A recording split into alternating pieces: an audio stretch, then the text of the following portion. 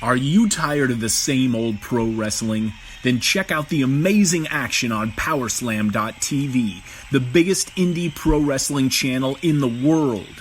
Get over 3,000 hours of the best pro wrestling events from over 100 of the biggest names in the industry from over 15 countries around the globe. Get your free trial today at Powerslam.tv.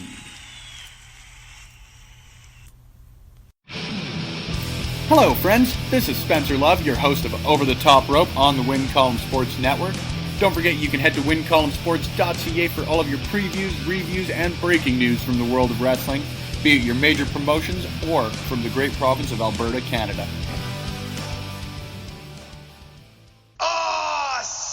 This is your main man RJ from the Ringside Rant, heard only on the Visionaries Wrestling Network. So go over and subscribe across all your major platforms, iTunes, Google Play, SoundCloud, and Stitcher to hear every great interview I have every Monday on the Visionaries Wrestling Network. Go over and follow the show's page on Twitter @_Ringside Rant. Follow the network's page @BizWrestleNet. And, as always, embrace the vision.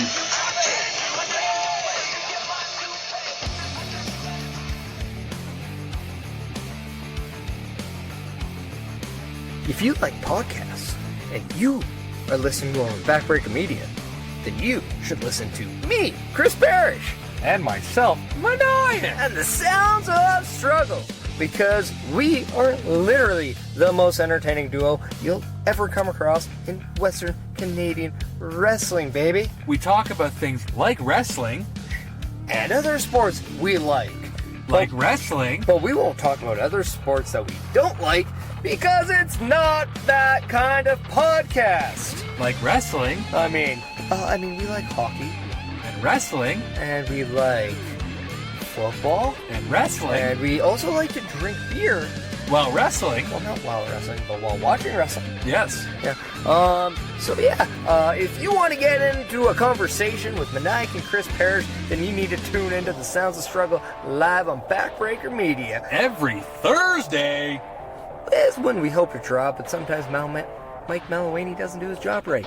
Or we're too drunk to forget. Yeah, that happens too. Yeah. He can bleep out the swear word, because we weren't supposed to do that. Oh, but I'll try not to swear. I can't do it. Yeah. Let's face it, the two of us, we're real. And spectacular. And we're a little bit of all right. Yeah. We're also strugglicious. That we are. That was kind of the key. Supposed to be strugglicious. Oh, sorry, I'm drunk. Yeah. So, if you don't want to listen to us, then no. You're stupid, because we're entertaining. And if you want to listen to us, then, come listen to us on Backbreaker Media. Yeah. Later, he said. Later, bitches.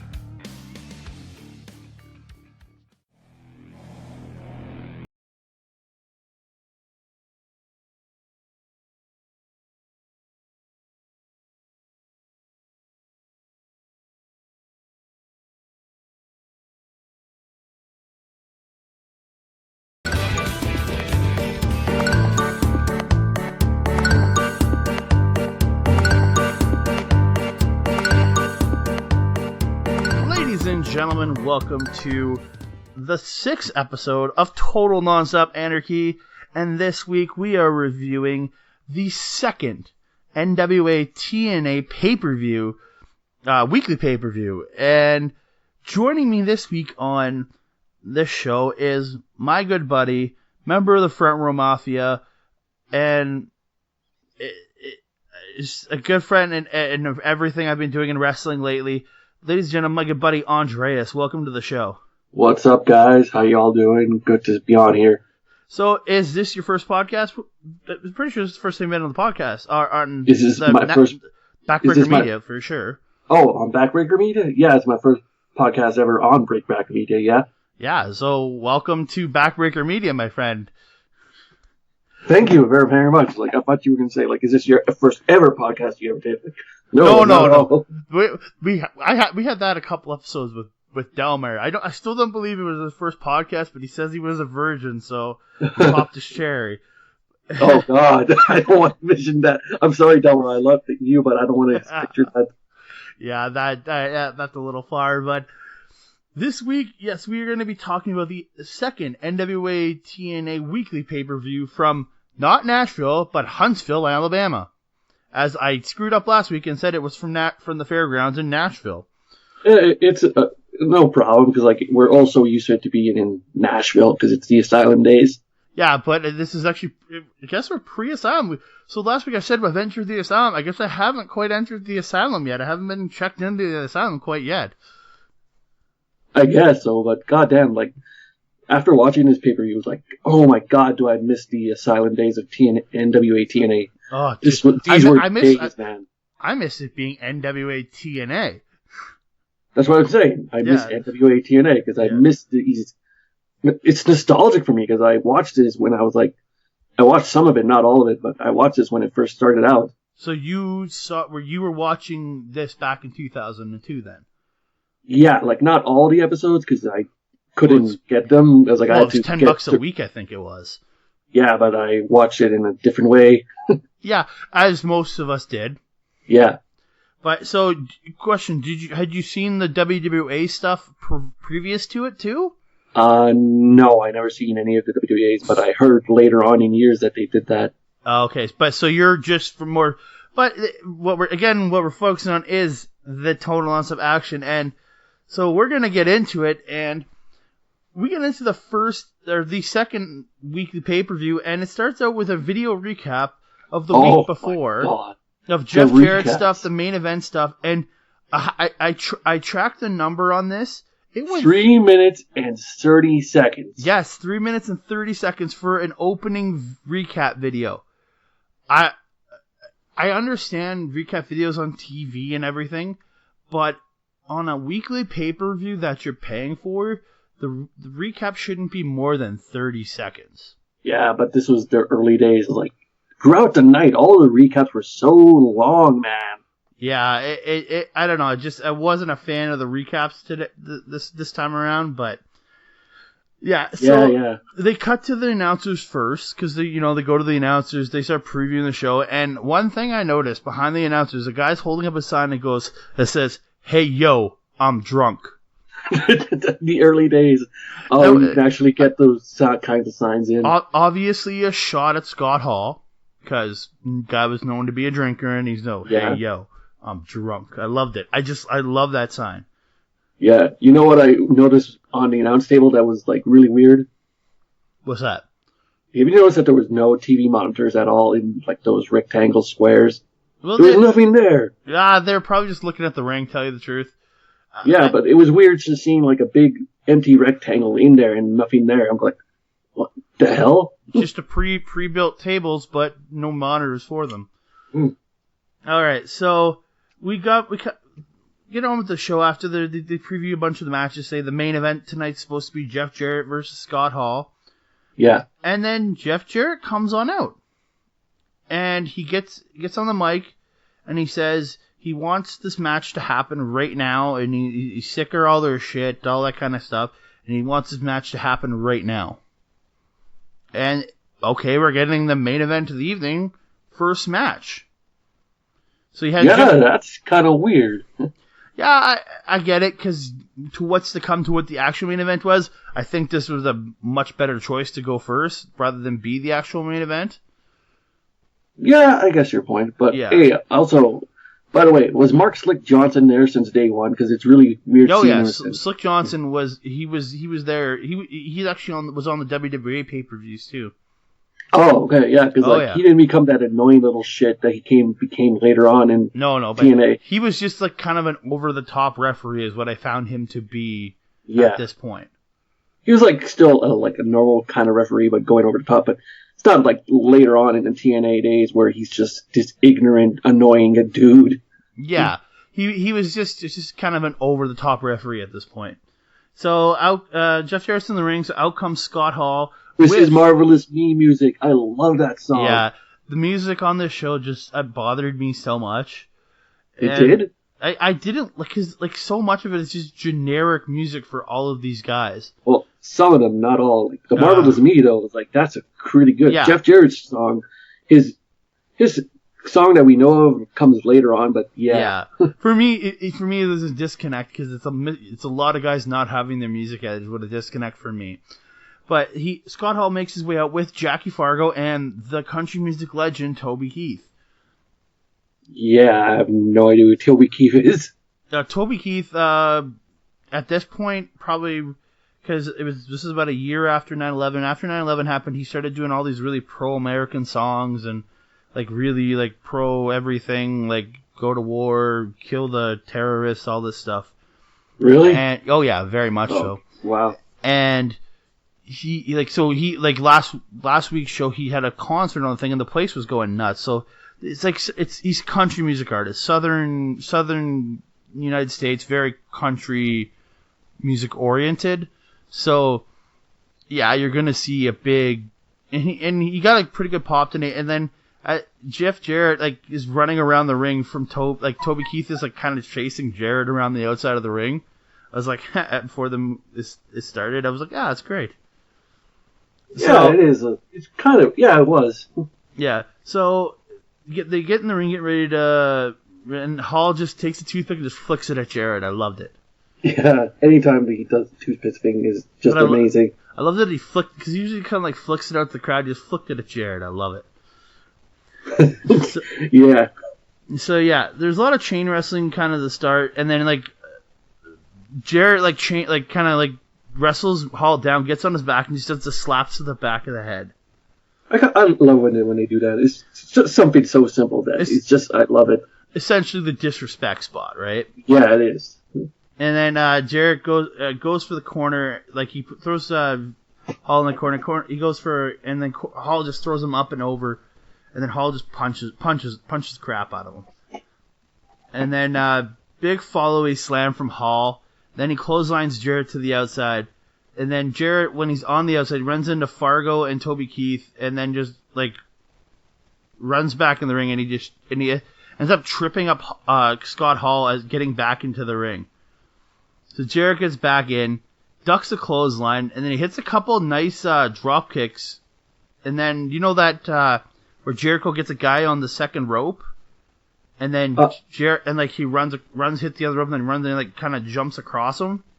Yeah, I think so. Yeah, he just kind of jumps and if the guy was to move, he'd crotch himself on the second rope, but he. Oh, right, yeah. And and Jarrett lands on Hall. That's a spot I always like, because you're either gonna hit it and it looks good, or it's if the face get out of the way, it's a good baby face outsmarted the heel spot if he gets out of the way. I've always liked that spot. Yeah, it's a really good spot. I agree. And then they fight back and forth in the corner, and Jarrett gets the sleeper hold off the Irish whip, and man, I hate sleeper holds so much, especially in matches like this, because they last a little bit too long usually. Yeah, back in the day. No, at least it's not like the 80s where they do it for 20 minutes. Very true, very true. Hall fights it off, and he gets his own sleeper. Another sleeper. But then Jarrett, pretty much within a few seconds, hits a backdrop suplex. He kind of rolls behind him and picks up, hits that backdrop suplex, and then the ref counts a dual count down. But then we get to 9. Then Jarrett rolls over and gets his own arm over Hall for a 2 count. And then they do some more back and forth fighting, and then Hall gets the advantage, and Hall whips Jarrett to the corner, and hits a clothesline, then hits the clothesline into the corner, hits another clothesline for a 2 count. Then Hall goes for the outsider's edge, as they called it, because they can't, I don't know what, they can't call it the razor's edge here. Because it's trademarked over there in WWE. Yeah, it's the razor's edge in WWE, so it's the outsider's edge, and he's it's right near the ropes, he's facing in towards the ring, but they're right by the ropes, and then K-Crush runs down and pulls Jarrett down. And then K-Crush punches Hall in the face, dropping him, which right there should have ended the match. But no, this is NWA-TNA. It's not a simple move, a move like that just doesn't end it. You got to keep on going. No, but it should be a DQ. Then Fargo rolls it over and then proceeds to start punching K-Crush. And then Brian Christopher runs out and he attacks K-Crush, and then they both run off. Right? And then So Jarrett gets back in the ring with the fallen Scott Hall, and then he Irish whips him, and then he hits a face buster. Jarrett then sets up and goes for the stroke, but Toby Keith just comes in and low blows Jarrett. Again, should have been a DQ.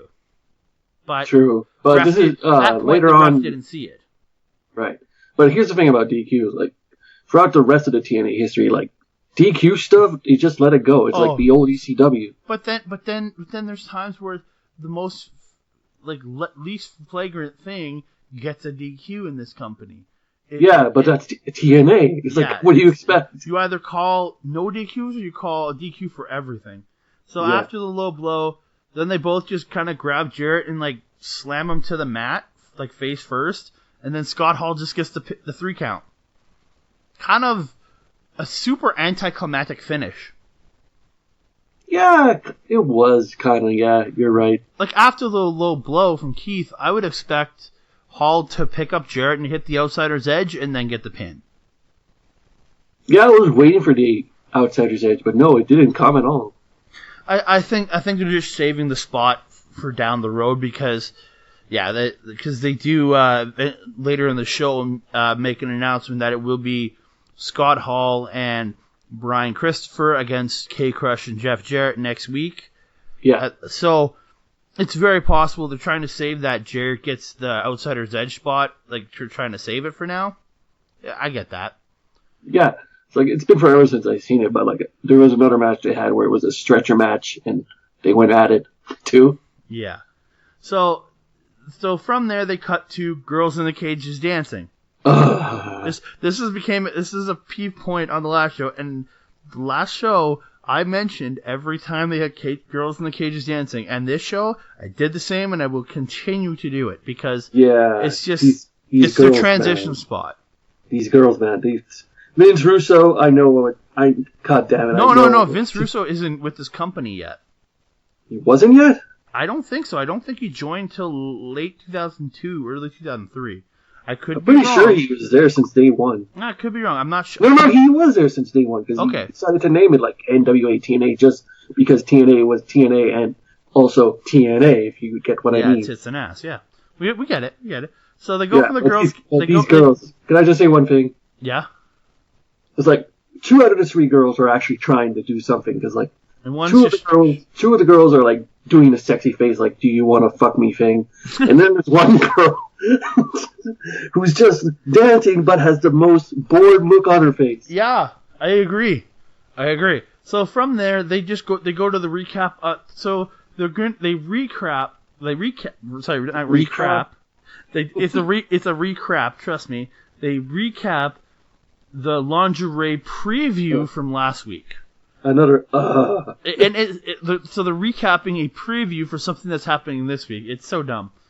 Yeah, it's TNA for you. Yeah. So they come back to the ring, and it's match number 2, and it's going to be making his way out to the ring is this giant human being named Cheeks. Oh my God, no! Oh my God. Cheeks. You know what? I hate you for making me watch this match. I hate you so much.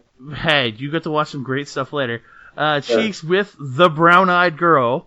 You know what? That's the worst name ever, the brown-eyed girl. Yeah, it's with the reference to her asshole. Come on. Yeah, of course. We all know that. Also, I'm here in my notes. Okay. I'm just going to say this. I just got to say, during this entire match, all I have in my notes is kill me, kill me, kill me, kill me, kill me. Yeah. I got more than that. Versus a guy who's already in the ring, Frank Parker. I have no idea who that guy is. I'm not sure. Didn't really look him up. And the announcers say that Cheeks is trained by the Oily and Arn Anderson. I call bullshit on that. I don't think he is, but whatever. Maybe he went to their school for a week. Yeah. But dude is so big, man.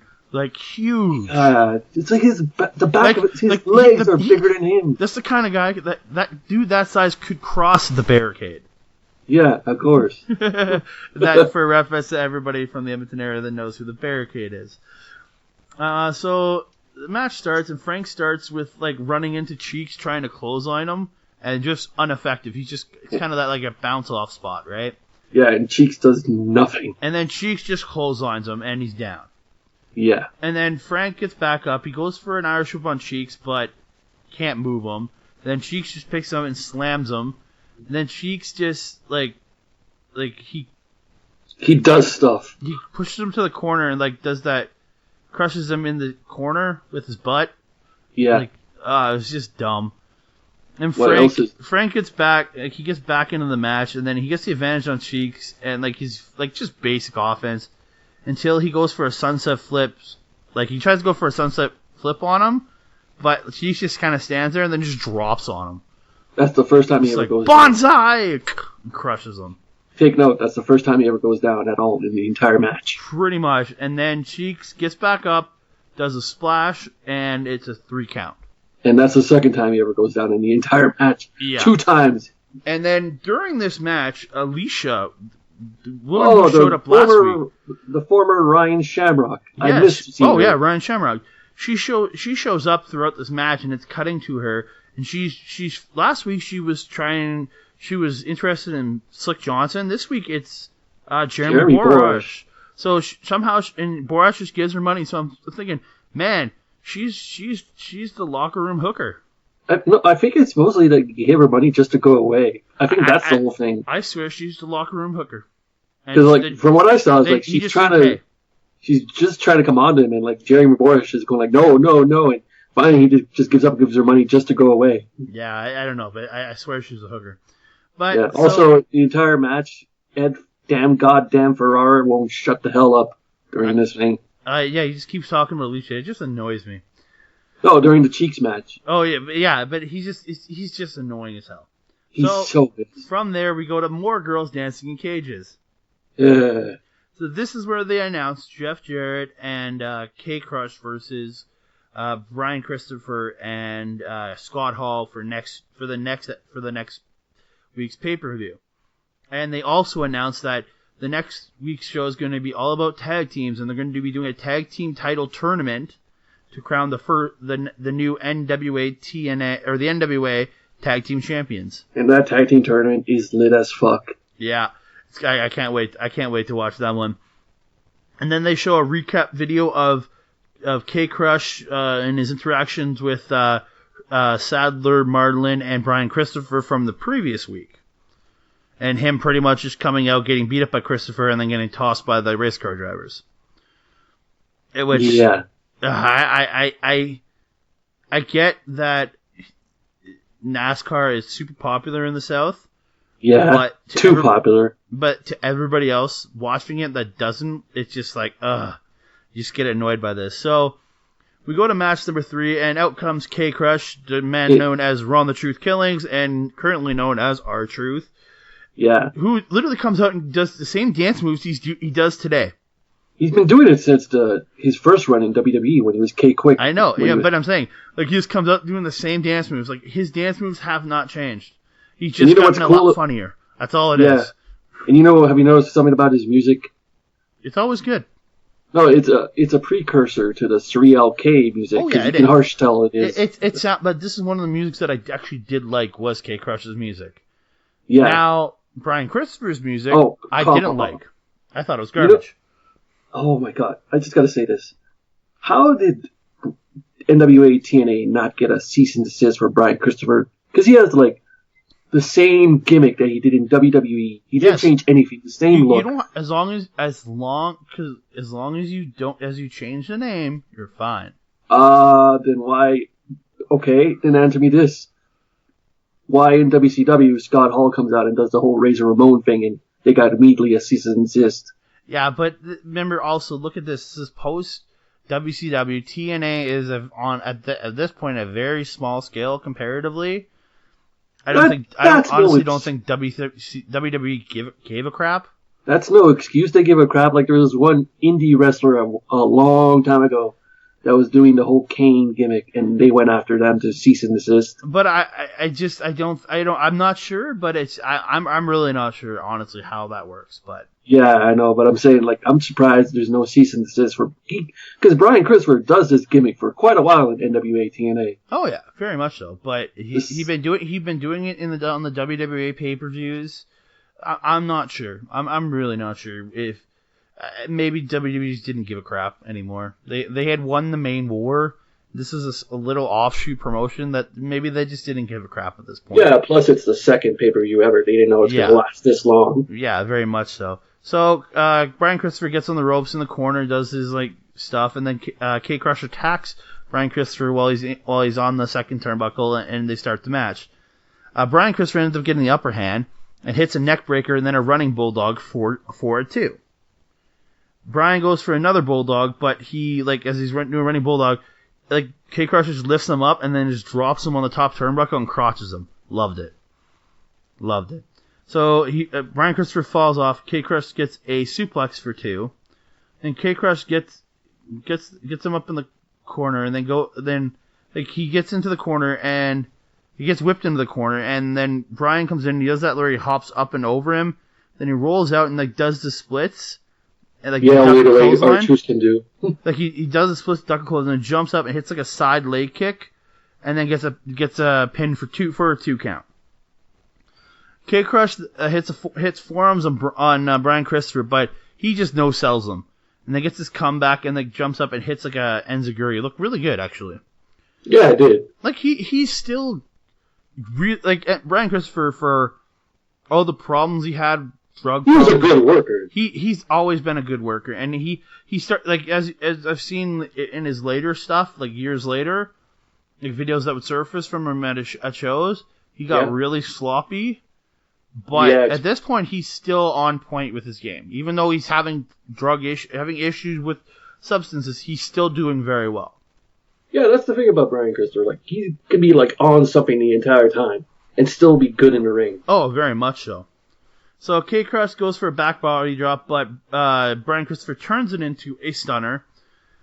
Brian Christopher goes to the corner, but goes for the 10 punches, but K-Crush reverses him, brings him down, hits him with an inverted atomic drop, pretty much knee to the balls. Yeah. And so K-Crush goes to the outside, but for some reason he tries to go to the outside, but Sadler and Marlin kind of stop him. So they get up on the apron, and K-Crush is like sitting on the second rope, kind of on his way out, and they just start shaking the ropes, doing the shaker rolls, hit him in the ball spot.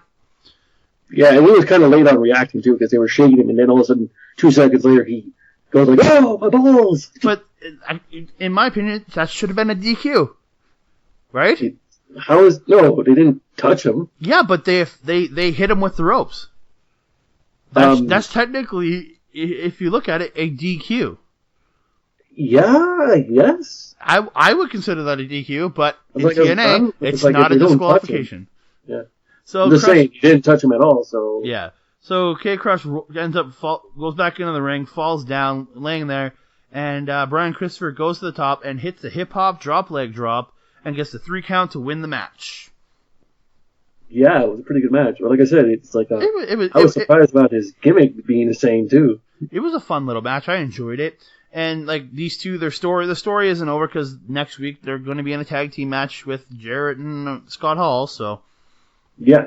And then Hermie Sadler and Sterling Marlin come into the ring and they celebrate with Brian Christopher on his less than legit win because they helped. They cheated. What'd you say? Like, say it again? They celebrate, like the race car drivers come in and celebrate him, but it's about his less than legit win. Oh, okay. Because they cheated. Simple as that. Yeah. So they cut to more girls in cages dancing. Yeah. And from there they go to match number 4, and it is the lingerie battle royal. The lingerie battle royal. Essentially, it's not a battle royal; they're just stripping each other. Yeah, but who are half these people? Okay. I had to look these people up. I'm literally pulling it up right now. I forgot to write all the names down. I've got a few. I wrote it down. There's Tyler, Sasha. I don't know who these two are. Aaron, no idea. Francine. Joni. Isn't she from Tough Enough? I'm not sure. Janet. Janet. Just a chick. I swear I heard the name Janet in there somewhere. She's there towards the end. There's no Janet. Looks like Daphne. Kind of. I swear that was Janet. There's no Janet at all. There's only Tyler, Sasha, Aaron, Francine, Joni, Electra, and Taylor Vaughn. Here, just hold on for just 1 second. I'm just going to pull it up because I know where the list of I have a spot where it shows the list of the participants. Yes, that's what I did too. Yeah, I swear there was a Janet. Oh, Alexis Lurie. Yeah, Alexis James. Lurie's in it. Like, that's Mickie James. And, like, this is essentially 2002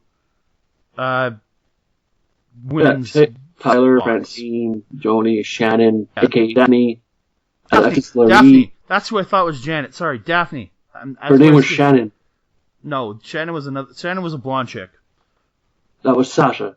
No, that was Shannon. I don't know. Excuse me, Shannon is Daphne. I had to look this up on cagematch.net.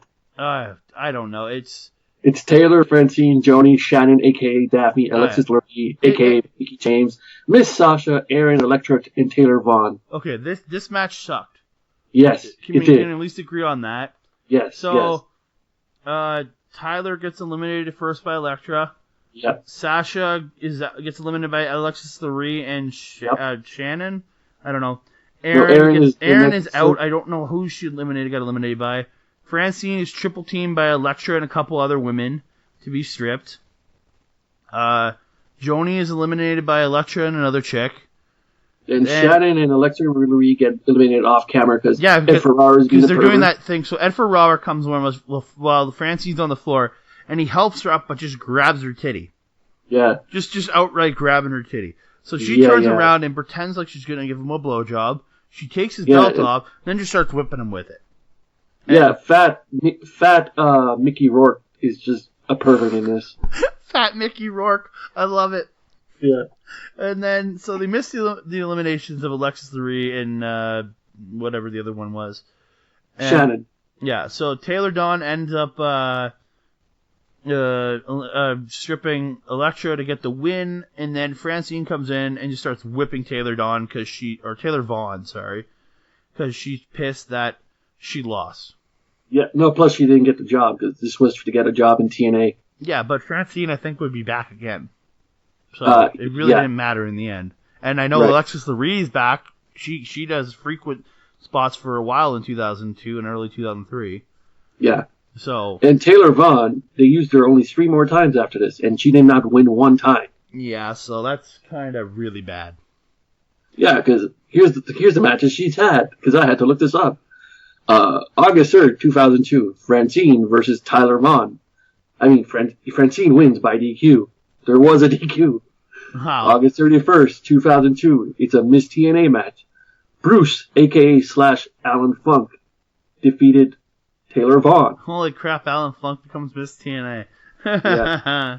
September 7th, 2002, Miss TNA evening gown match. Bruce, again, defeats Taylor Vaughn. Don't get, please. I will talk about Bruce and Lenny when they get to them, but yeah. Yeah, so, and you know who Taylor Vaughn was, right? No. Remember BB from WWE? Barbara Bush? No, I do not, but I don't give a crap at this point. Right. Yeah, so it cuts after Francine finishes whipping her to more girls in cages dancing. Oh, God. It's my favorite spot of this show. It's more girls in cages dancing.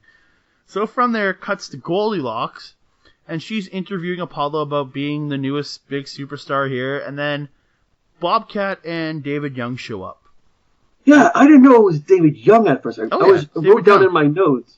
Writing down in my notes, like, who the hell is this scrub? And then I found out it's David Young. We're like, oh my God, he has hair. Yep. And he's muscular. This is only 13 years into the business, David Young.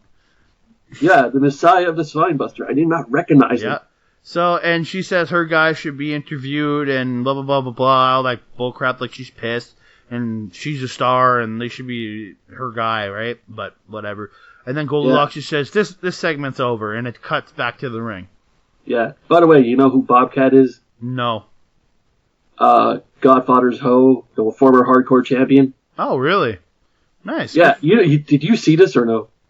No, I did not see that that other stuff. Okay, because Crash Holly was wrestling someone. I think it was Godfather, because this was during the 24/7 rule. Yeah. So I'm guessing it's Godfather. Yeah, it was during Godfather. Godfather loses, crashes in the middle of the ring, like laying there, and all of a sudden one of Godfather's hoes comes in and pins him, and then Crash Holly pins her, and he's hardcore champion again. Oh, okay. Yeah. All right, that's probably... then now she's here as Bobcat. Yeah. So we go back to the ring, and it's match number 5.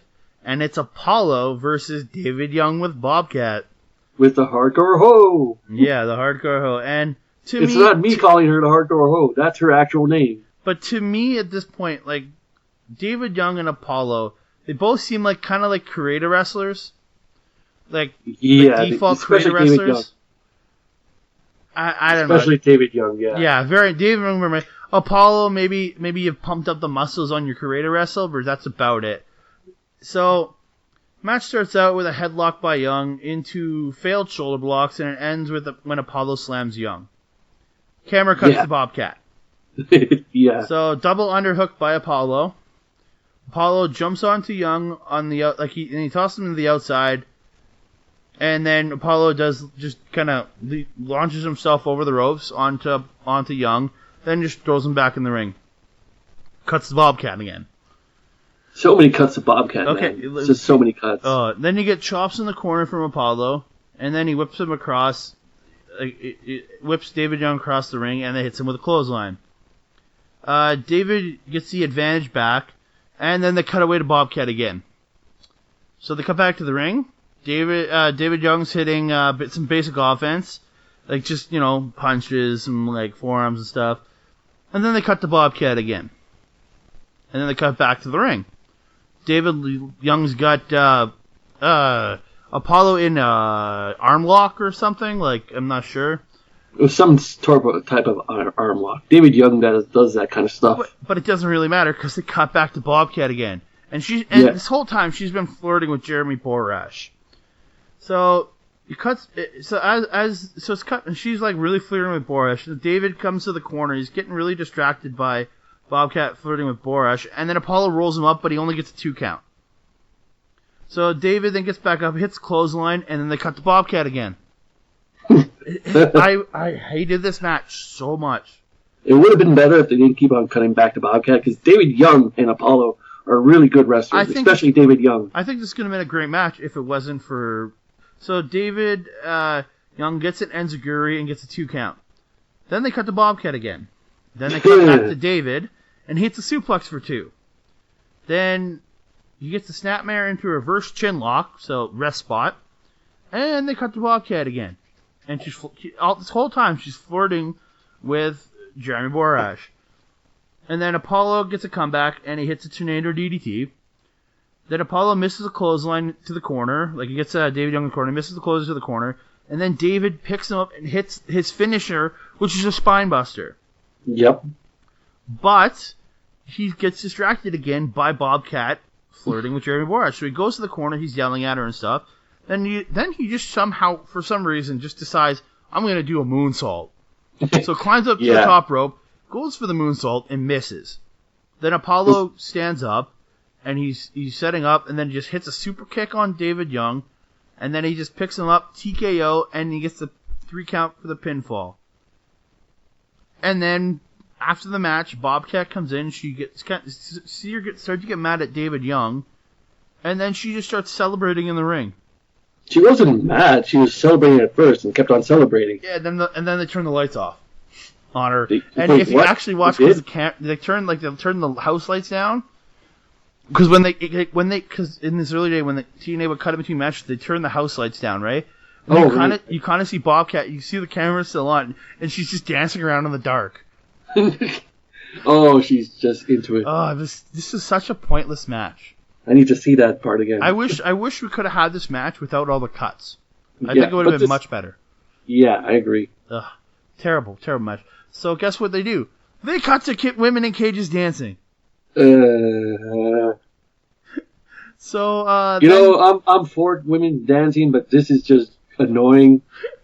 Yeah, so they cut to it, and then so out comes Joel Gertner. Joel fucking Gertner. Okay, so my main man. I love this man, but except this is not the real fucking Joel Gertner. This is TNA's version of Joel Gertner. Like, he does a PSA. Okay, so I'm going to go on a little Randy. Before he gets to the PSA, let me read this. So Joel Gertner gets in the ring, to do the promo, and he says, "I'm a licker, not a biter. A girl with me it's an all-nighter. I'm a lover, not a fighter, and I never need a writer. Yeah, that was actually good because he does some really good stuff with that. Yeah, and then he goes into his PSA about don't hate on gay people, which I agree with 100%. I agree, but that's not Joel Gertner because if you've seen him in ECW, he goes the opposite of that. He's just I understand it's a different time. But this is now a politically correct Joel Gertner. This is a man who's educated himself. He was starting the Me Too and the accept everybody movements long before. Come on, this is PC Joel Gertner. Come on. It is because in ECW, I'm going to say that a lot. In ECW, Joel Gertner was a pervert, and that's why we loved him. Because as soon as you heard him say, well, the crowd would go insane. Yeah, but this is definitely not ECW Joel Gertner.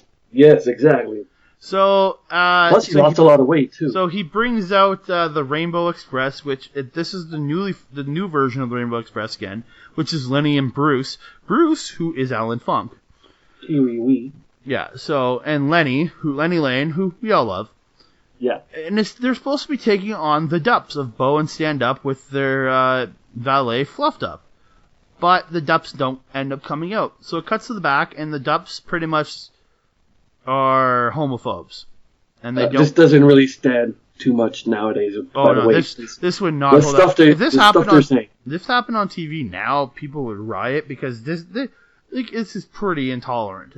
But they're portraying essentially the Deep South characters who are intolerant of gay and all that other stuff is what they're portraying, and I get that. So just a random booker that's there. I don't really know. Sorry, hold on. Before you go further, it's pretty weird seeing Trevor Murdoch as a young Trevor Murdoch. It's so weird. Oh yeah. And both up. He's I don't know who this guy is. Otto Schwanz. I have no idea who this is. I'm not super familiar with. I'm pretty sure he's the guy who worked mostly in Europe. Yeah. Yeah, that's really where I've heard his name before is from stuff in Europe. Is Otto Schwanz. Also Fluffed Up. I had to look her up because I had to see what she's done in her life. You do know she's only had 2 matches in her entire life? No wins at all? Yeah, I researched her a while back. She's essentially a pointless character to this whole thing. Yeah, in 2001, she worked for IPW as 7. Yeah. Rage in the Cage doesn't win. 2018, DCW as 7. He's in a battle royal, doesn't win. Yeah. Yeah. So no career for this girl outside of her run with the Dups. Yeah. So the booker who's back there, he's saying, guys, you have to go to the ring, and they're saying they're not going to. He just randomly turns, and then who's there is Wildcat Chris Harris, not the Wildcat yet. Crack Harris? Chris Harris, Mr. Braden Walker himself, and the Cowboy James Storm. He looks so young. He does, but it seems like they just showed up. I know, or they're leaving. They said they just got there and they have to put their gear on. But he says, no, we'll get your gear in the locker room. Just take your shirts off and go out there. But who are you? Why should I give you my stuff? The funniest thing is, obviously he's one of the production guys in the back. Yeah, but they didn't tell him that. But to me, it's funny. He's just like, take your shirts off and go out there. I'm just like, okay. So they. What's even funnier though? What? I found this funny. I don't know if you found it funny, but Goldilocks is there. I don't know what she's doing. She's just standing there. Then goes over to the other side, doesn't say anything. And all of a sudden, this bad act. It's they just started the camera. And I bet you, it's the dude just starts talking. Goldilocks just standing there. What are you doing there? Yeah. It was so dumb. So out comes Wildcat Chris Harris and Cowboy James Storm. The suit will eventually be what's they called? What are they called? America's Most Wanted. America's Most Wanted. Crap. Oh, you caught that, right? You caught that. This was before they were called AMW. This would be the official AMW. So they hit the ring. This is the first time they're tag teaming too, and that's amazing because it's a random tag team. Yeah, and what they'd go on to do, it's pretty crazy. So they hit the ring, and the Rainbow Express attacks them. Then Harris ends up clotheslining Bruce to the outside, and then Cowboy's in the ring with Lenny Lane, and he hits a bulldog, and then a kick to the midsection, and then he just kicks him in the head. And then Lenny blocks a clothesline, hits a tornado DDT, and then hits a leg drop. And then this is don't get me wrong, I'm all for gay people. Are you talking about the? And then he tags his partner in with a kiss to the hand. Yeah, that's how you get some heat there. Especially in the deep south in Alabama. Yeah, I just think God. It didn't have to be that over the top about it. That's the only thing. Did you hear Don West the entire time they did that? It's like he just went off. Yeah, Don West was the biggest homophobe during this match. Yeah. Or is that Ferrara? No, that was Don West. That was West? Yeah, okay, because one of them was just a huge homophobe during this match. You would think that fat Mickey Rourke would do that, but no, he was for it. He was saying, come on, dog, you can't be that way. So yeah, he was the one saying, he was like, oh, just let them be what they want to be, and then, Don West being a huge homophobe, essentially. Yeah, it's like they switched roles there for a second. Yeah, so Bruce gets a sunset flip on Cowboy, and Lenny hits a clothesline, and Bruce gets a 1 count on Cowboy. So Harris gets tagged in, or Henry just runs in, hits a head sitters on Lenny, and then just goes back to his corner. And he just kind of he runs in, head scissors Lenny to the outside, then just goes back corner. But the entire time, Bruce is just stomping on James Storm in the corner. Like, you're not going to stop him from beating up on your partner? I guess not. I found that very weird. So Bruce gets a body slam on James Storm. Then Lenny comes into the ring and they do this thing where Cowboy James Storm he's laying on the mat face down. And then Bruce kind of gets on his ass, and then Lenny grabs his face, and it looks like they're humping him, but they're also smashing him into the mat. Yeah. I don't know. That's not for me, I guess. Just it's Lenny and I was going to say Lenny and Lodi because I'm so used to that tag team. Yeah, but I'm so used to saying Lenny and Lodi. Yeah, well, yeah, we all are because that was the team forever, right? Yeah. So I don't know. I don't know. I don't know. Some things I'm fine with, but it's just pro wrestling. You don't need to have it that out there. So, sorry, I lost my spot. Okay. Yeah, so then you get Lenny crawls onto Cowboy James Storm, gets he does that creepy little crawl, sexual crawl, and he gets a 2 count. Then Lenny does a kiss to the hand tag to Bruce, and Don West goes off again. And Don West flies off the handle. Then he comes in and does stomps and punches to Cowboy James Storm. Then they do the kiss to the hand tag again, and Lenny comes in and he avoids a drop. And Lenny comes in, and then he goes for a drop kick, and he avoids. And Cowboy goes for a drop kick. No, because they both. Cowboy tagged out at the same time. And he goes, and he avoids a dropkick from Chris Harris, but then he puts the Walls of Jericho on Chris Harris. That was the Boston Crab, not the Walls of Jericho. No, it was the Walls of Jericho because they called it the Walls of something. Oh, okay. They literally made a reference to Chris Jericho. Oh, right. Okay, I missed that part. They literally make a reference to Jericho's movie. They call it a little something different, but it's essentially the Walls of Jericho. Just him kind of. Oh, sorry, the Wall Tamer. I think the Wall Tamer? Or the Lion something. It was a reference to Chris Jericho. Okay. I can't remember. I forgot to write it down. So then both men start fighting. They get tags. Oh, this is where Harris comes in, and he's beating on both men. So Cowboy backdrops Bruce to the apron, and then he runs and slides in between Bruce's legs and pulls the legs out from under him and causes him to hit a face first into the apron. So then back in the ring, Lenny does where he lifts him up and then hangs up Harris on the ropes. Then Lenny goes for a slam, but he gets rolled up for a 2 by Harris. Then Harris gets a backslide for 2. Then Lenny gets the advantage back. Lenny goes for a German suplex roll up. It's where you grab a guy, roll him backwards, and kind of on top, right? Yeah. And then Harris kicks him off, and he ends up hitting his partner. Bruce is coming back in, and he knocks Bruce back to the outside. And then Harris just rolls him up, 3 count, and it's over. I'm just gonna say it was a really interesting. It was a good, interesting match. I don't know if I'd call it good, but it wasn't bad. Although I did I did see that. Damn, Chris Harris and James Storm, they were fast. Yeah, this is definitely Chris Harris before he became Braden Walker. But he was still like that. Well, okay. Braden Walker through was TNA, fat. they slowed down. No, I'm saying But halfway through TNA, they slowed down, and then Chris Harris left and then became fat. And then became fat Braden Walker. The greatest video in the world is if you go on YouTube, it's the best of Braden Walker. Yeah? Oh, it's the best video in the world. It's Is literally that the just one him- where he's like walking just- out the ring and you hear JR's voice in the background? Yeah, and it's just him shaking hands with people and walking to the ring constantly. Yeah, It's the same shit over and over. Good. Oh, it's so good. Vince, that's the one where Vince is in the ring looking, and they cut to Braden Walker walking down the ring. Yeah, it's obviously not the same shit. Oh, Yeah, it's of so course. bad.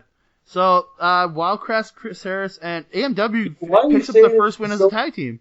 Why are you saying his name so weird? Wild Crass and Chris Harris. I'm getting tongue-tied. Wildcat Chris Harris Yeah. and Cowboy James Storm pick up their first win as a tag team. Considering they were the first time they ever tagged, it's pretty amazing. Yeah. So guess And what? you couldn't tell that they first tagged in this. No, this is a good. They look good as a tag team. But guess Yeah. what? Guess what's coming next? KHI girls. Girls in cages dancing. You're right, my friend. Yeah, of course, because every goddamn time. It's their transition spot, man. Yeah. So from there, they go to Ricky Steamboat's in the ring, and he brings out NWA champion Ken Shamrock. Wolverine. Okay, so Ken Shamrock says there's a lot of history, and he will defend his belts. He says, this is what he says. He's been all over the world and has risen to the top in every promotion he's been to. Okay. Where is his WWE championship? Intercontinental. That's not the top. Well, it was. That's back second then. from the top. Yeah, but he was second from the top. Yeah, and he was in the corporation, a big. But he stable. never made it to the top. True. He was never a main eventer in WWE. Yeah. He was No, always he like was a main mid-card guy. He main evented I think twice. Yeah, but he was never the title guy.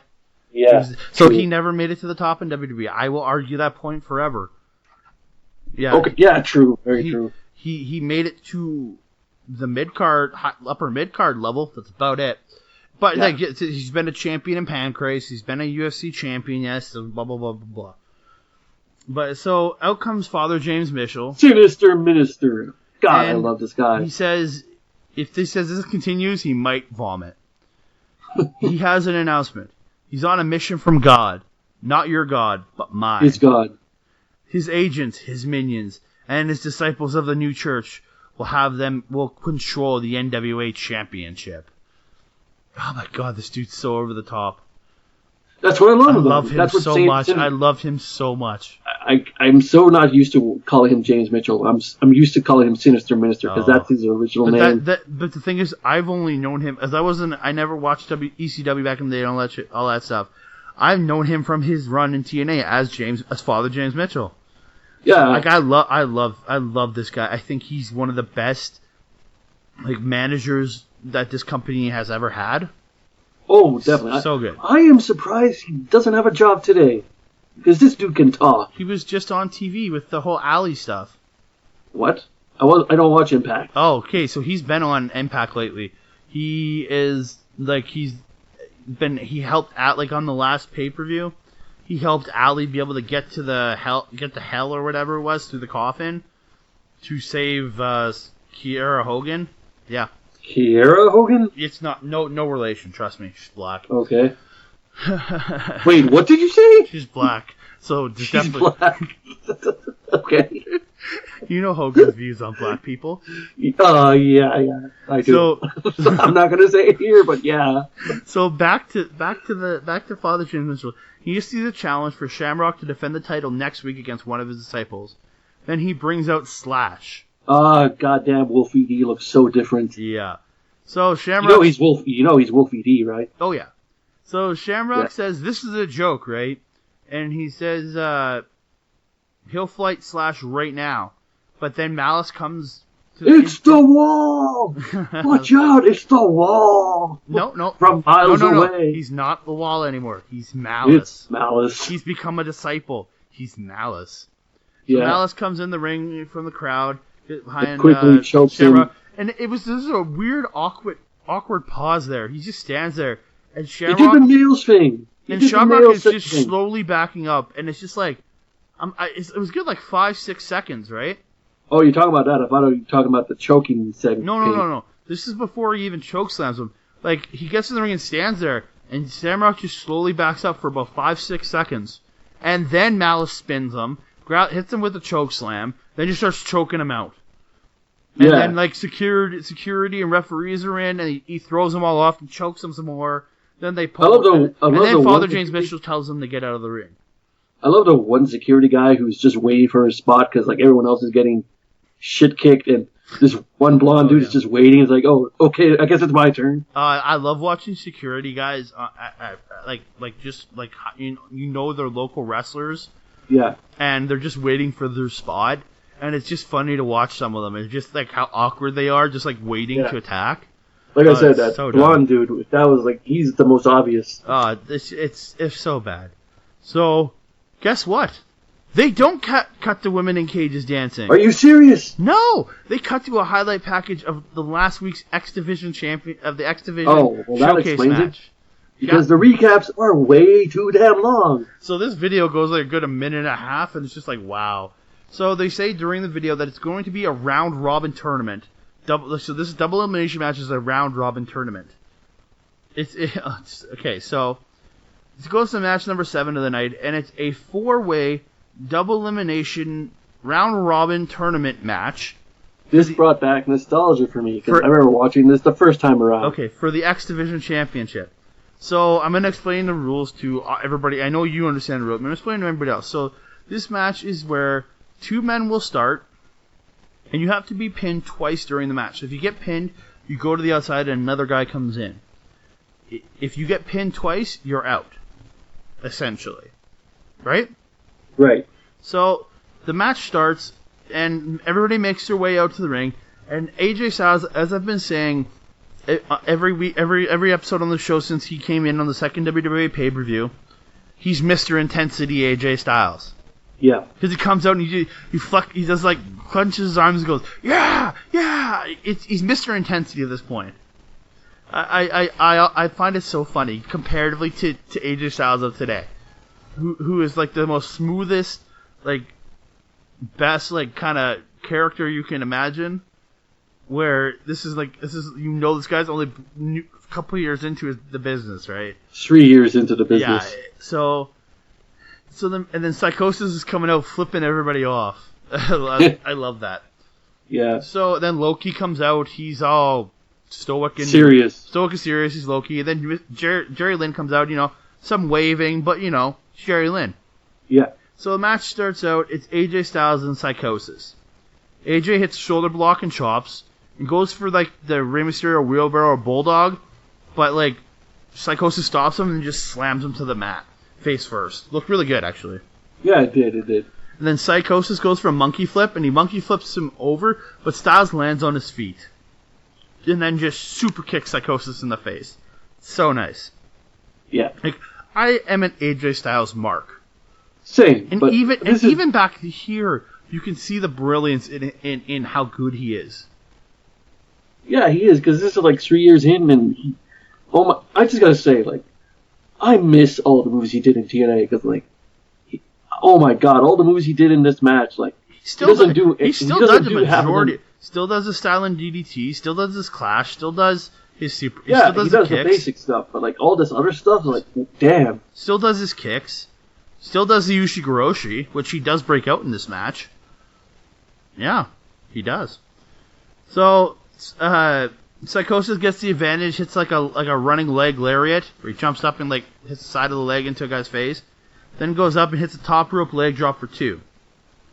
Psychosis then goes for a Hurricane Rana, but he goes for the Rana, but AJ stops him and just puts him into the Styles Clash, and AJ pins Psychosis to give Psychosis his first loss of the match. Yeah. Do you know how long this match went? The AJ Styles Psychosis one? Yeah. How long? 2 minutes. Seriously? Yeah. I clocked it at exactly 2 minutes.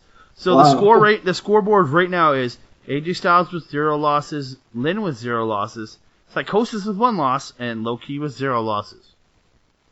Yeah. Yeah. So Low-Key's the next one in. And Loki comes in and then starts kicking Styles right off the bat. But Styles just does like a kip-up head scissors. Man, this guy is amazing. The kip-up head scissors looks so good. It so does, man. It so does. You don't see people doing it from a kip-up into a head scissors. So there's a lot of things AJ Styles did that no one else saw. Oh, yeah. So Loki goes for what they call the title crush. First, AJ goes for a German suplex, but Loki turns it in and hits an enziguri. Then Loki he gets AJ to the corner, then he goes for that, where he does like a cartwheel and then a jumping flip into the air and kicks the person. It's called the title crush. Goes for the title crush, but gets caught, and AJ attempts to go for the Styles Clash, but Loki reverses it and then hits a super kick to the back of AJ's head, which look really good.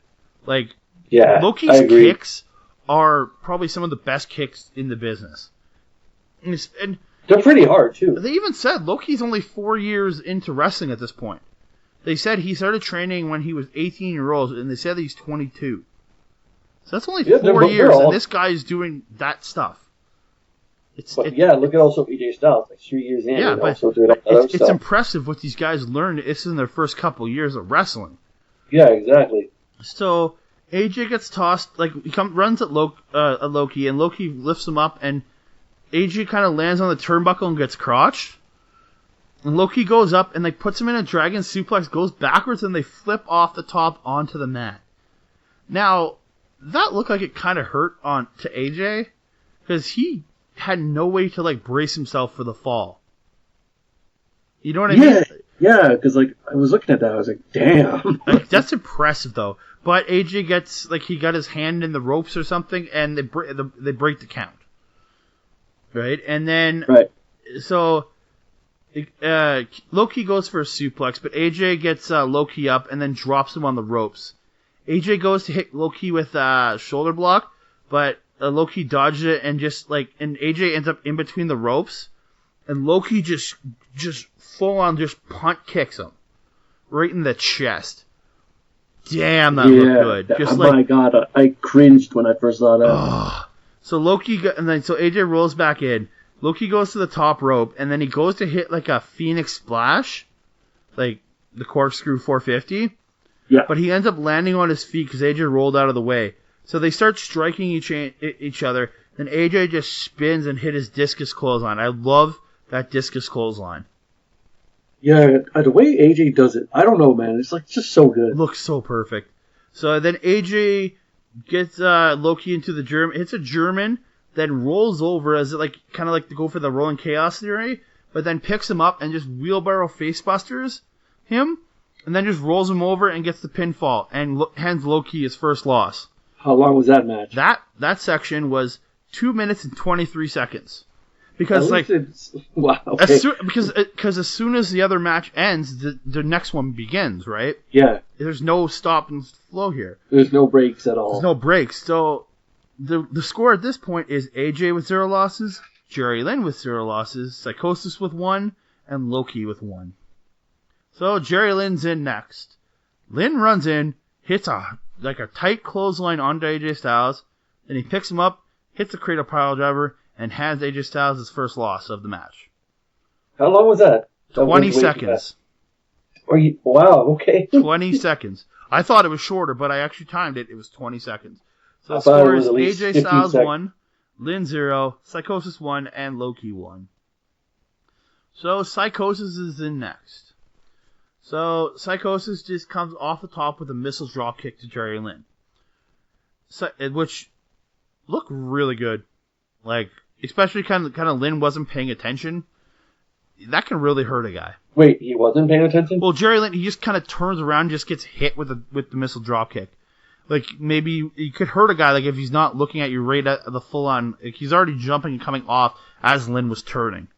It looked really good though. Right. So Psychosis goes for a German suplex, but Lynn ends up snap mirroring him over and then hits a head scissors, and then Lynn gets a bulldog off the second rope for a 2 count. Man, Psychosis did not get no wins in this. No. So Psychosis hits a Rana over the top for hurricanrana's Lynn over the top rope, and then does like a somersault plancha out onto the floor onto Lynn. So Psychosis throws Lynn back into the ring. Then Psychosis goes to the top and comes off with like a twisting leg lariat. He gets a 2 count. Like, I'm impressed by Psychosis anytime he's in a ring. Yeah, Psychosis is really awesome. And he was playing the heel in this. And I think he's always usually the heel. And he did it. Well, not when he was the Mex Cool. Yeah, he was. I guess so. But he was like they were the anti-heroes, I guess. Yeah, because they started out as heels, but then they started out as like in between. So Jerry Lynn reverses like a power slam, and he gets an inverted DDT for 2. Lynn then goes for a drop kick, but Psychosis like it's where like you whip a guy out to the ropes and you jump up and hit the drop, but the guy holds on to the ropes. And he misses the drop kick. And Psychosis goes up, and as he's jumping off the top, Lynn just jumps up and hits him with a drop kick to the midsection. Looked really good. Then Lynn picks up Psychosis, cradle pile driver, to hand Psychosis the second loss and eliminate him from the match. Now, and how long was that? Yeah, so that match was 3 minutes. Not bad. Yeah, so go in. And now Psychosis is eliminated, AJ Styles 1 loss, Lynn with 0, Psychosis with 2 losses, and Low Ki with 1 loss. Who's coming in next? Low Ki.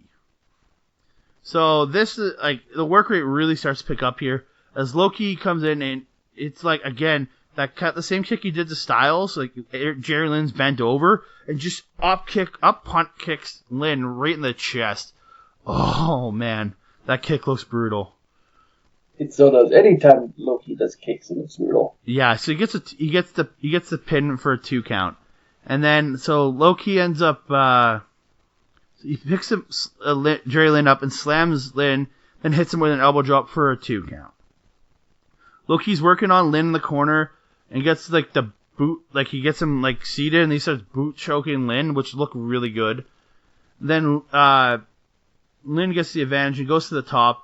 But Low Ki ends up coming in, and while Jerry Lynn's he's in the corner, but he's standing on the second turnbuckle on the outside. Low Ki comes in and does like a flip, like they called it. What is it called? The rolling capo kick, where he does a flip and hits you with the heel of his boot. Right to you say it's called a rolling capo kick? That's what the announcers called it. I never heard that before. But it looked really good because he had to jump up into the air, flip, kick a guy in the head who's well above the ropes. Impressive. Yeah, I agree. So, Low Ki goes for the top rope Rana, but gets reversed. But he gets kind of reversed, and Lynn ends up rolling him up for 2. And then Low Ki with like a bunch of kicks, but Lynn like catches Low Ki's leg and then just hits his own insecurity to Low Ki. And then back and forth punches, and Lynn gets a back body drop and a clothesline. And then Jerry Lynn hangs Low Ki on the second rope, and then just kind of jumps and hits like a leg drop on Low Ki. Kind of like the rope hung leg drop. Yeah. Really good. Then Lynn goes for the pile driver, but Low Ki reverses it into a head and arm triangle, which I was really impressed about because this is 2002. About 3 years before MMA would really explode. So really? That's when MMA exploded? Yeah, because really, between 2000 and 2005, UFC was not a super popular brand. So to see him get a head and arm triangle choke, which is not something you really see in professional wrestling. This was before Undertaker started doing the go-go plata, right? This is years. He wouldn't start doing that till about 2006, 2007. Yeah. So yeah, that's around when before MMA got really popular when Ultimate Fighter hit in 2005. Is really when UFC got their popularity. But man, I was impressed to see him do a head and arm triangle choke. That means he's aware of jiu-jitsu and stuff like that. So. Well, he's low key. He knows a lot of stuff. He knows jiu-jitsu. They said he knows it. Oh yeah. So, and then Lynn picks him up while in the hammer triangle, hits a powerbomb, gets a 2 that everybody thought, like the entire crowd thought it was 3. Because the place went nuts thinking he won, but then the ref's like, no, it's a 2. Like the entire place thought it was over. Yeah, you can see the crowd just going Like like, this crowd bit on a lot of the pinfalls, man. Like they really thought, like they were really into this match. Because this was during the time where everyone thought it was over, but then TNA just created a new genre. Like I'm saying, like simple moves like that would end it, but then no, this is TNA. We're still going. Yeah. So Loki goes, like he picks him up and like look, he's gonna hit a fisherman Buster suplex, but he kind of just walks around with him. Then Jerry Lynn just reverses it into do a DDT. It looked kind of awkward. Yeah, now that I think about it, it did kind of look awkward. Yeah. So Lynn stands up, like grabs him, hits a short arm clothesline, then hits a cradle pile driver to eliminate Loki from the match. And that match went a full 4 minutes and 8 seconds. And then we get to the main event. Wow. The semi-main event, because there's still there's 2 pins to go here. Oh, right. So AJ comes back in, hits a discus clothesline. AJ goes for the Styles Clash, but Jerry Lynn gets a Hurricane Rana, but AJ rolls right back up, hits a spinning leg kick, and gets a 2 count. Lynn then reverses an Irish whip and into the Tilt-A-Whirl backbreaker. I love that Tilt-A-Whirl backbreaker. He's one of the best guys that does it. Yeah, every time he does it, whenever that happens, I just mark out. Because like a lot of guys like kind of plant their foot and drop the guy on their knee. When Jerry Lynn does it, as he drops them, he slides his leg back, so it looks like the impact, but he moves. It's so smooth, right? Plus, it's Jerry Lynn doing it. He knows what he's doing. Mr. JL, baby. The new Monday Night King. No, wait. What was Robin now called? Mr. Monday Night? I forget. I don't know. But he's Mr. JL, baby. And so AJ Styles like lifts Lynn up and puts him on the other side of the ropes. Then Lynn goes for like a sunset flip over AJ from the outside inside, and then AJ kind of blocks it. Then just goes out to the apron and then just flips himself over the rope and does like a corkscrew splash onto Lynn for a 2 count. Oh, no. Now I remember. It's the new effing show. Because, like, just saying, he's always been the new effing show, not Mr. JL. Well, no, he was Mr. JL at one point, too. I know, I'm just saying. Mr. JL, we do not talk about Mr. JL. Yeah. So, AJ Styles whips Lynn to the corner, and then he just, like, runs up and, like, kind of, like, plants both his feet on his chest. Lumps up, like, as if he's dropkicking him, but, like, pushes himself and flips off of him. Kind of a pointless thing. And then he runs back in, but Lynn just gets a boot up and boots him in the face. That was a good boot to the face. Then Lynn just runs at him, jumps up, and hits like a tornado DDT for a 2 count. Then AJ Styles blocks the suplex, hits his own, and then hits a suplex where he drops him down to his feet, then neck breakers the guy. I was literally playing WWE 2K19 last night, and they have that move in AJ Styles' repertoire. Still, I love it. Where he suplexes the guy up and drops to his feet, then neck breakers him. Really? In 2K19? Yeah, it's in there. I literally did the move that last night when I was playing nice. it. Yeah, a lot of these moves are still in AJ Styles' repertoire. They just don't come out a lot on TV. Yeah. And so AJ Styles whips Lynn to the corner and goes for Lynn is still standing, but AJ kind of just flips in the air and like goes for like a cannonball to a standing opponent. You know, like Kevin goes for his cannonball to a seated opponent. Who's Kevin? Kevin Owens?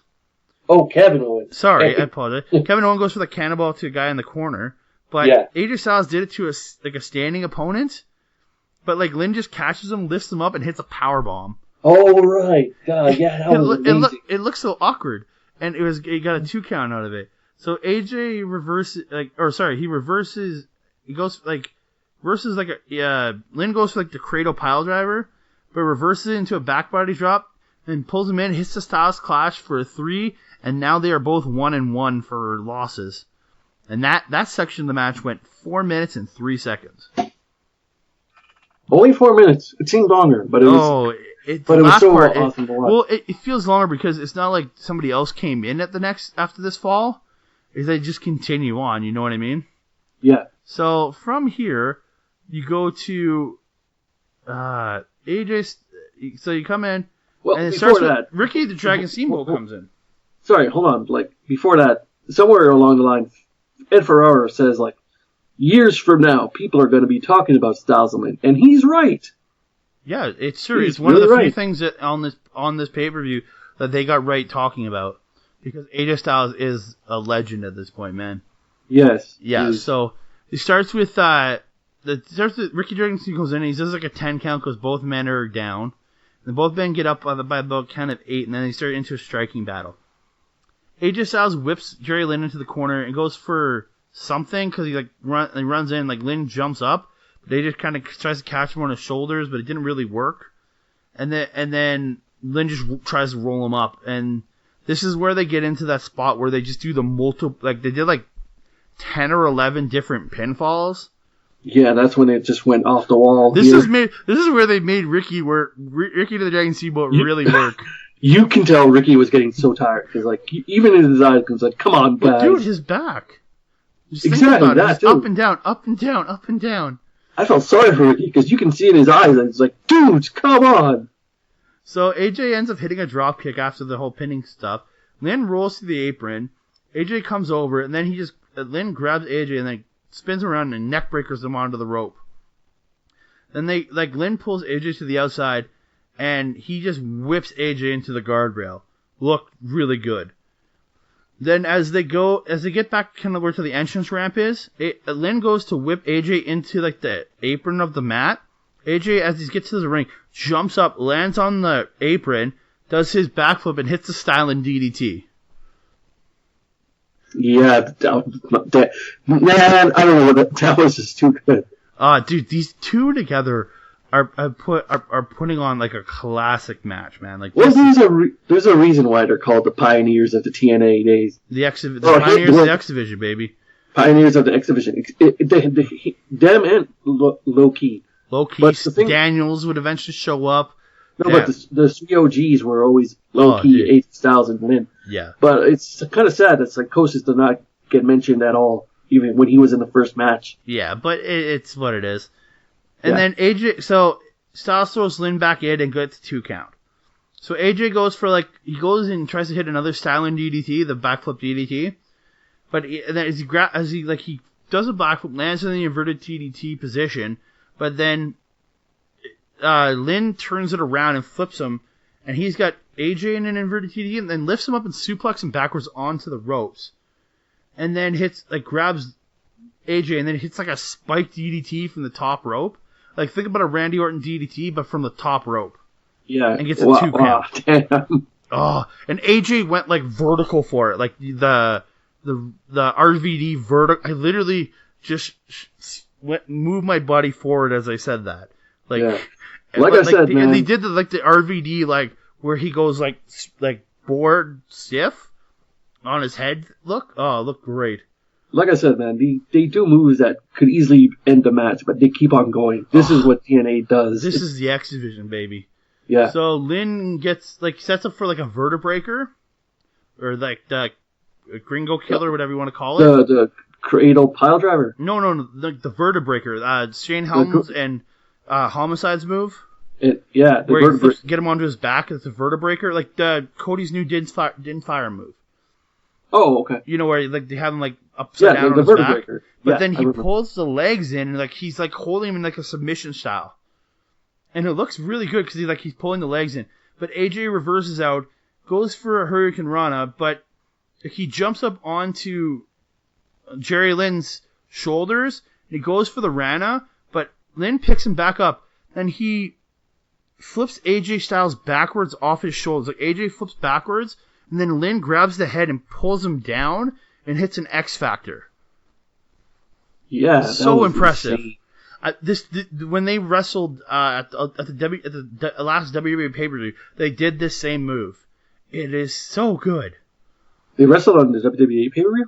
Oh yeah, they wrestled on the last WWE pay-per-view. Yes, Oh, I gotta watch that. to win the WWA International Cruiserweight Championship.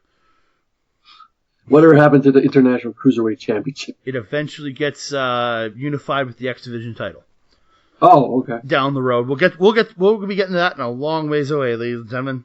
That pay-per-view's not till 2003. So It's a long ways away. So, and then Lynn goes for the cradle pile driver, but AJ reverses and picks up Lynn onto his shoulders and hits the Ushigoroshi. How do you say that name? The Ushigoroshi? Ushigoroshi. That's where he has him up on his shoulders and he, like the tiebreaker, the original tiebreaker. Oh, right. Where he puts him off his shoulder on, and then kind of like the upper back hits the knee.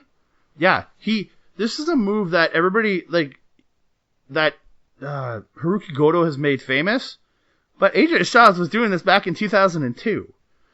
That's impressive. Yeah, it really is. Been doing this forever. So, and then Lynn blocks a suplex and hits a brainbuster for a 2. So, and the crowd is biting on every single one of these pinfalls. The crowd is just going insane at this point. So Lynn puts on a sleeper hold because, come on, they've been going like crazy. They need a rest spot. I don't blame them at all. And so does Ricky Steamboat. So they get the sleeper hold on for about 30 to 40 seconds. But then AJ does like a drop-down jawbreaker to break the hold. And this is where Mike Tenay literally compares this match to some of the greatest NWA World Title matches in history. Lists off some of the greatest NWA Title matches, like Flair, Steamboat, and a bunch of other ones. He ain't wrong. And he's not wrong. But it's funny that he's comparing the X Division title match to an NWA World Heavyweight title match. Because you put the work rate, I put this above some of those. Well, this was, like I said, it's very different. No, because this was during the time where they were making the X Division like the second. They were making the second title belt relevant. Because the X Division title is basically the Intercontinental title at this point. Oh yeah, very much so. So AJ goes to the top to go. I think he was going up for the spiral tap, but Lynn attacks him. Lynn hits a top rope superplex to AJ and gets a 2 count. The crowd was biting on all of them, especially this one. Lynn hits a bunch of forearms to AJ and puts AJ back on the top rope. Lynn goes up. He's going to go, I think he's going for a round-up, but then gets pushed off by AJ. AJ stands up, hits the spiral tap, which is the corkscrew senton. The corkscrew swanton or whatever. The spiral tap, and gets the 3 count. And your winner and new first ever NWA-TNA X Division champion is AJ Styles. I love he has the original X Division belt. Oh, I love this with the big blocky X. That was later on in years. This was the OG belt. Has the big blocky looking X on it. It's a small blocky X. It's later on in years when they get the bigger X. Oh no, then it's that wider X. I don't like that one, but this is my favorite belt. Yeah, because it's the first one. It's like nostalgic for me. So the total time of this match from beginning to finish was 25 minutes and 55 seconds. The one where AJ and Jerry Lynn fought? AJ and Jerry Lynn went 9 minutes and 51 seconds. No, I'm saying the whole thing. It was 25 minutes? The entire match was 25 minutes and 55 seconds. 5 seconds short of 26 minutes. Oh, wow. So I have literally recapped this. I have the total time for each person in the ring. Psychosis spent a total of 5 minutes in the ring. Okay. Loki spent a total of 6 minutes and 31 seconds. AJ Styles spent a total of 18 minutes and 14 seconds in the ring. Now, the most impressive is Jerry Lynn, because he came in and never left the match, remember? Yeah, he never got pinned. He went a total of 21 minutes and 19 seconds with 3 different opponents. Well, 3 different opponents in 4 separate matches, essentially. This is what makes Jerry Lynn so great. And then, so Ricky the Dragon Steamboat grabs the title, lifts AJ Styles' hand up, and hands the belt to AJ Styles. They do the confetti, all that stuff. And then they literally do a video recap of the match we just watched. Yeah, I know. What the hell was up with that? We just saw this thing. And then they cut back from the video, and Ricky the Dragon Steamboat lifts up AJ Styles and Jerry Lynn's hands while they're both in the ring. And then it just cuts. Yeah, the cuts here are just weird. And then it just cuts out, and the pay-per-view is over. Well, no, because Mike Tenay is talking. Oh yeah, sorry. They go to the booth, they talk about some crap, and tell everybody to come back next week. I really didn't pay attention to that part. That was just general bull crap, but yeah.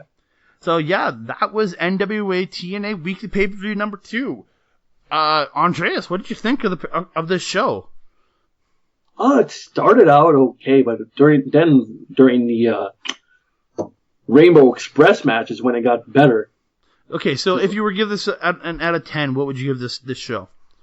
6, 7, around 7. Okay, I'd give it a 7 out of 10 because that main event was sick. The opener was good.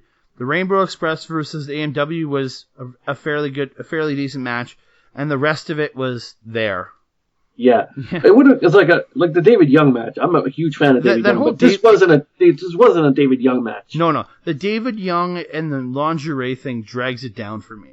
Yeah. Because there was just stuff because the whole if it had been Apollo versus David Young without them cutting the Bobcat every time, it would have brought my rating up a little bit. But it's just that it annoys the crap out of me. Yeah, because I was looking so forward to Apollo versus David Young, and then that crap started happening. Oh yeah, it would have been a phenomenal match if it wasn't for Bobcat. Yeah. Simple as that. Yeah. So, Andreas, I want to thank you for coming and doing this show with me, and I hope you'll come back and do it again with me. Oh, I would definitely love to come back and do this. This was definitely fun. I would definitely love to have you back on, because man, your knowledge of some of these guys who have no idea who they are. Such as everybody you just pulled up and told me about. I'd love to see the background information. Man, I thought you would know that stuff. But some of them yes, some of them no. Yeah. Yeah. So, do you have any social media, anything you want to promote? Yeah, because I go by Human Right Freak on YouTube. You can check me out there. I'm also on Twitter as Human Right Freak. You can check me out there. I haven't been on there in 5 months because I barely look at it, but I do. Also, I have a Facebook with Human Right Freak, which I barely go on, but I do look at it here and there. Alrighty then. And you can find myself on Twitter at That Canada Guy, on Instagram at That Canada Dude, and don't forget to visit Backbreaker Media on Facebook. Our Twitter is Backbreaker Media, because we're Canadian and we don't need the A. Exactly. And A. And don't forget to visit our video our Pivot Share account, where you can check out CWC, Monster Pro Wrestling, and now with the association with Power Slam TV, you have access to so many more promotions out there. If you can go to backbreakervod.pivotshare.com. If you use the code ANARCHY, you get a 2-week free trial and 50% off your first 3 months of subscription. You definitely want to check out, because some of the local stuff from Monster Pro Wrestling, from CWC are phenomenal on there, ladies and gentlemen. You want to check it out. So, Andreas, thank you for coming on. I will have you back for sure. Nice. So, yeah, I'm definitely going to have you back on the show. And, ladies and gentlemen, next in 2 weeks from now, we'll be taking a look at the third NWA-TNA weekly pay-per-view. And that one is from Nashville, Tennessee, at the Nashville Fairgrounds, the Asylum. So I guess I haven't officially checked into the Asylum yet, but I will be finally getting checked into the Asylum come the next episode. So yeah, that's gonna be lit. You're in for a ride. Yeah, and I will have another special guest back to join me on the next show. Andreas, thank you for joining me. No problem. And ladies and gentlemen, thank you very much for checking out Total Nonstop Anarchy. And come back in 2 weeks' time, where we'll be checking out NWA-TNA weekly pay-per-view number 3.